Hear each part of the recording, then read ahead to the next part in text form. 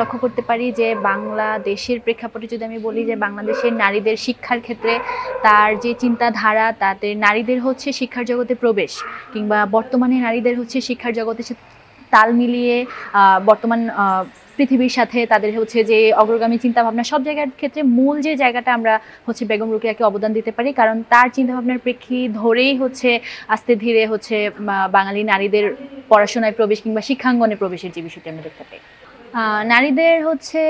শুধু ক্যাম্পাস ভিত্তিক আমরা না বলে, যদি আমরা দেশের প্রেক্ষিতে যদি আমরা বলি যে নারীরা যদি সন্ধ্যার পরে কিংবা রাতের বেলায় যদি তারা হচ্ছে বাইরে থাকে, সেই জায়গাগুলা বাংলাদেশের হচ্ছে যে নিরাপত্তা ব্যবস্থা, সেই জায়গায় নারীরা অনিরাপত্তা ফিল করে। তো সেই জায়গায় হচ্ছে বর্তমান বাংলাদেশে আধুনিক যে সমাজ, সেই সমাজে এসেও নারীদের যে অনিরাপত্তার যে ব্যবস্থাটি, সেই জায়গা থেকে আমরা মনে করি যে নারীদের নিরাপত্তা ব্যবস্থা, কিংবা শুধু নারী না, যে কোনো নাগরিক হিসেবে আমাদের যে হচ্ছে নিরাপত্তা ব্যবস্থা, সেটা হচ্ছে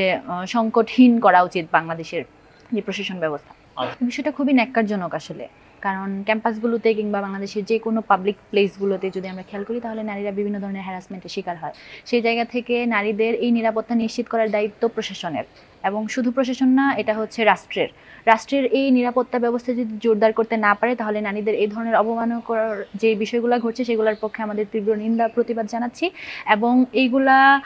উপেক্ষা করে যেন নারীদের সর্বোচ্চ নিরাপত্তা দেওয়া যায় এবং প্রত্যেকটি নাগরিক যেন আমরা সর্বোচ্চ নিরাপত্তা পাই, সেই জায়গা থেকে রাষ্ট্রের কাছে আমাদের যে বিষয়টি আমাদের আকাঙ্ক্ষা থাকবে। যারা বিভিন্ন